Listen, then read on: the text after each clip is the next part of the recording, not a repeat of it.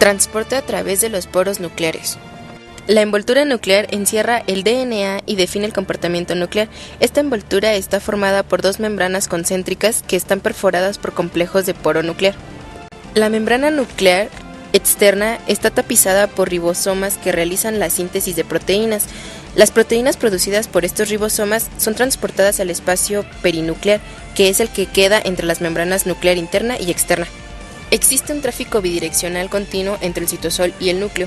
La gran cantidad de proteínas que actúan en el núcleo, incluyendo histonas, DNA y RNA polimerasas, reguladoras de genes y de procesamientos del RNA, son importadas de forma selectiva desde el citosol, donde son fabricadas hasta el compartimiento nuclear. Al mismo tiempo, los RNA-T y RNA-M son sintetizados en el compartimiento nuclear y luego son exportados al citosol, y al igual que el proceso de importación, este también es selectivo. La envoltura nuclear de una célula típica de mamífero contiene entre 3.000 y 4.000 complejos de poro nuclear, y el tráfico que pasa a través de cada uno es enorme. Cada complejo puede transportar más de 500 macromoléculas por segundo y en ambos sentidos simultáneamente. Cada complejo de poro nuclear contiene uno o más pasos acuosos a través de los cuales puede difundir pasivamente pequeñas moléculas solubles en agua. Las moléculas pequeñas, que son de 5.000 daltons o menos, difunden con tanta rapidez que podemos considerar que la envoltura nuclear es libremente permeable a ellas. Sin embargo, las proteínas de mayor tamaño atraviesan los complejos con mucha más lentitud. Proteínas mayores de 60.000 daltons apenas pueden entrar en el núcleo por difusión pasiva. Parece que este tamaño límite para la difusión depende de la estructura de los complejos.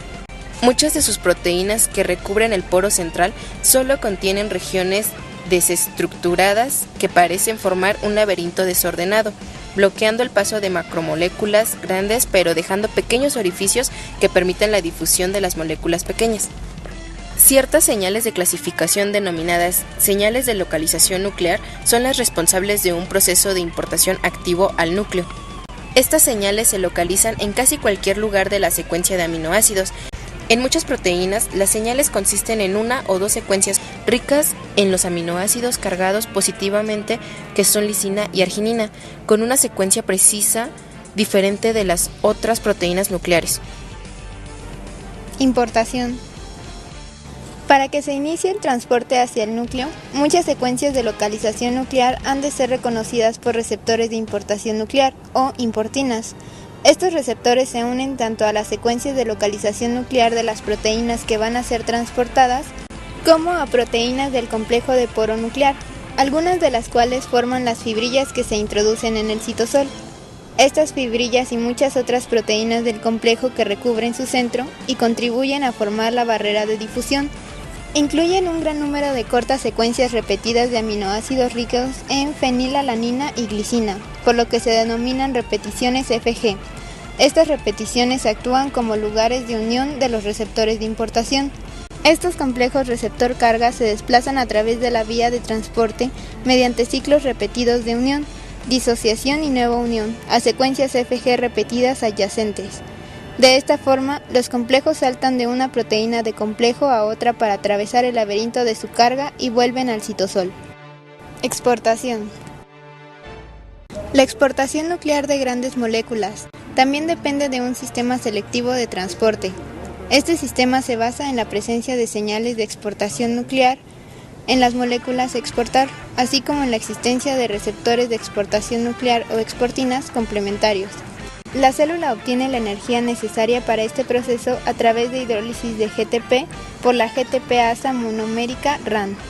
RAN se encuentra tanto en el citosol como en el núcleo y es necesaria para la importación y exportación.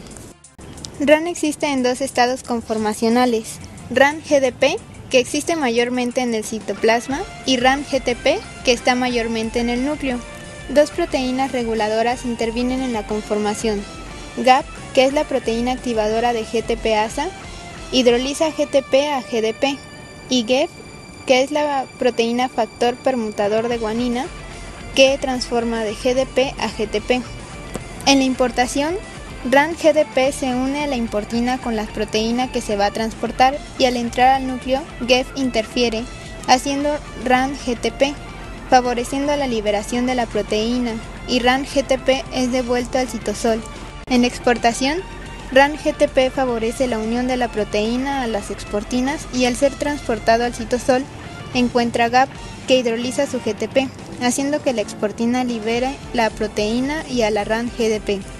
Los receptores de exportación vacíos son devueltos al núcleo y completan el ciclo.